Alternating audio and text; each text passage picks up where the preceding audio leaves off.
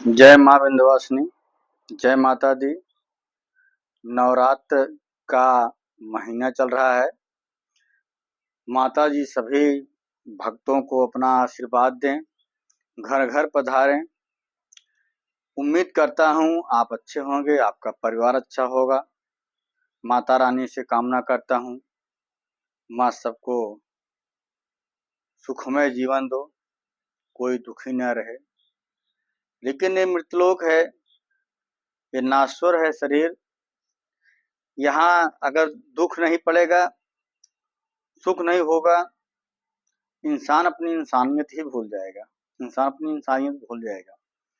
आज हम आपको 9 दिन के 9 दुर्गा रूप को आपको बताऊंगा कि 9 दुर्गा रूप 9 दिन का, जिसे 9 दुर्गा कहा जाता है कि दुर्गा के 9 रूप हैं, जो 9 दुर्गा कहा गया और नवरात्रि 9 दिन की मानी गई।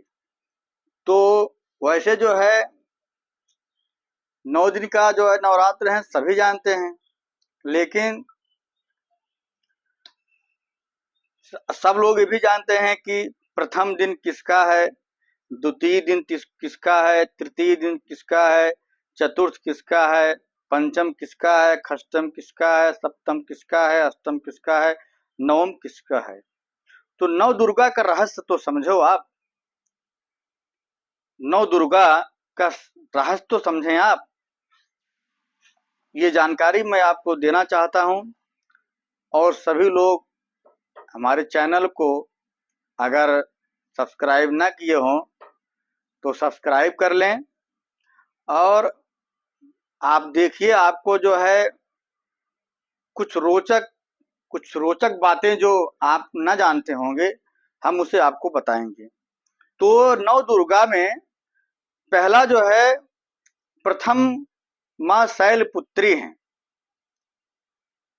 9 पेड़ ऐसे हैं जो औषधीय हैं, जो औषधियों से भरे हुए हैं। उन्हीं 9 पेड़ों के औषधीय नाम 9 दुर्गा पड़ा। 9 औषधियों वाले ऐसे पेड़ हैं जिनके नाम से ही 9 दुर्गा पड़ा। अब आइए प्रथम दिन का, माँ शैलपुत्री हैं। शैलपुत्री का मतलब होता है हरण। कई प्रकार के रोगों में ये काम करता है। औषधि एक हरण है, आप जानते होंगे, मिलता है दुकान पर, जो हिमावती है, मतलब पहाड़ी है। और इन्हीं इन्हीं का जो जो देवी हैं, शैलपुत्री का ही एक रूप है। इन्हीं का जो है रूप शैलपुत्री रूप है, हरण का ही शैलपुत्री रूप है।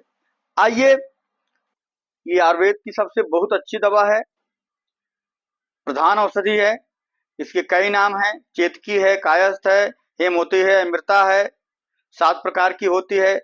अब आइए दूसरे, ये तो शैलपुत्री हो गई, एक नाम हो गया। दूसरा जो है दिन जो है माँ का ब्रह्मचर्डी है, ब्राह्मी, ब्रह्मचर्डी है, ब्राह्मी।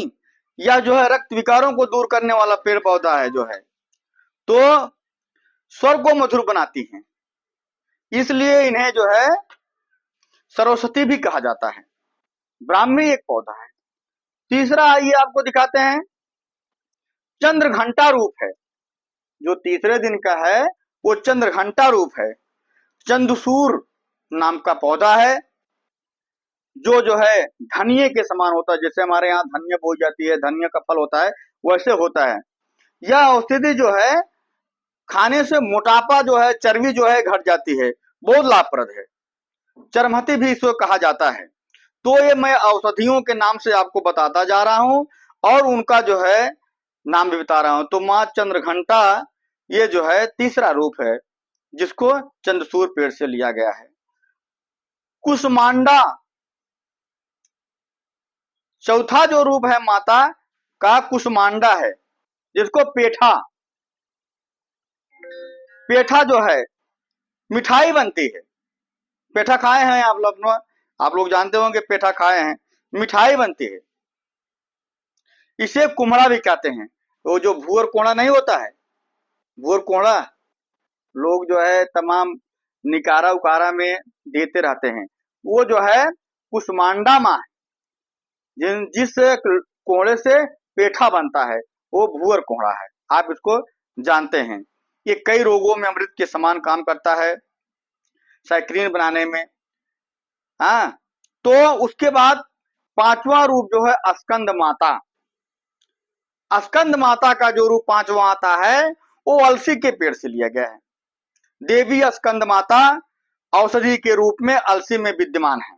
देवी स्कंद माता औषधि के रूप में, मतलब ये जो देवियां हैं, इनमें इन पौधों में विद्यमान है, तभी इन पौधों के नाम से जो है नौ रूप दिया गया। अर्थात ये जीवन के जो है सर्वोपरि दवा है आयुर्वेद में।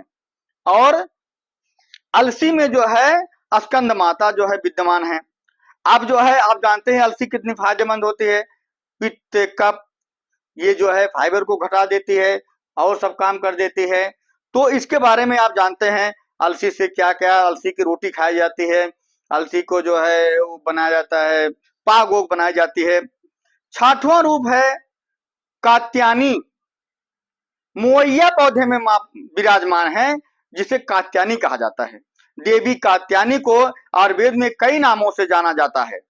अम्बा, अम्बालिका, अंबिका, इन्हें मोइया भी कहते हैं। यह औषधि कफ, पित्त, गले के रोग में काम करती है। सातवां रूप मैं आपको माता का बताता हूं, कालरात्रि। कालरात्रि जो है माँ का रूप नागदौना। तुलसी माता को आप जानते हैं, तो ऐसे दौना भी होता है। नागदौना औषधि में विराजमान है। ये बहुत ही लाभकारी है, बहुत ही सुगंधित है। और ये नागदौना जो है बवासीर के लिए बहुत ही उपयोगी है, रामबाण औषधि है। और इसे एमपी मध्य प्रदेश में दूधी कहा जाता है। उसके बाद आइए आपको हम आठवां रूप ले चलते हैं, महागौरी। महागौरी का जो रूप है माँ का, वो तुलसी में विराजमान है। तुलसी 7 प्रकार की होती है, आप जानते हैं।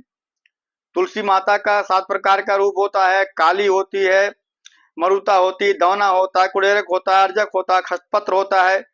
ये खाने से हृदय का रक्त साफ होता है। तो जो है महागौरी माँ तुलसी में विराजमान है। नौवां जो दिन आता है माता का, वो सिद्धिदात्री। माँ सिद्धिदात्री के रूप में सतावर में जो है उनका समावेश है। ये सतावर जो है आप खाए होंगे, जो है सतावर एक अच्छा है, बल, बुद्धि और दिमाग को तेज करता है। जैसे जिन माताओं के जो है ऑपरेशन के पश्चात जो है दूध दूध कम आता है, जब बच्चे पैदा होने के बाद दूध दूध कम आता है, तो उसमें सतावर को दिया जाता है कि उससे जो है दूध उनका उतरेगा या होगा। तो सिद्धिदात्री माँ सतावरी में जो है, सतावर जो आप खाते हैं, सतावरी नामक पौधे में विद्यमान है। यही पौधे हैं, इसी पौधों में माँ अपना रूप विराज धारण की है। इसलिए इन पौधों को जो है औषधि समझिए। यही माता का नौ रूप है, इसलिए माँ को नव दुर्गा कहा जाता है। ये जानकारी हम आपको दिए। आप जानकारी से जरूर जो है संतुष्ट हो और माँ के 9 रूपों को पहचाने कि आखिर 9 रूप क्यों पड़ा और 9 रूप है क्या। तो इन्हीं पौधों में माँ अपना अपना अलग नाम रख करके 9 रूप धारण किया। जय माता दी। आप अच्छे रहें, स्वस्थ रहें।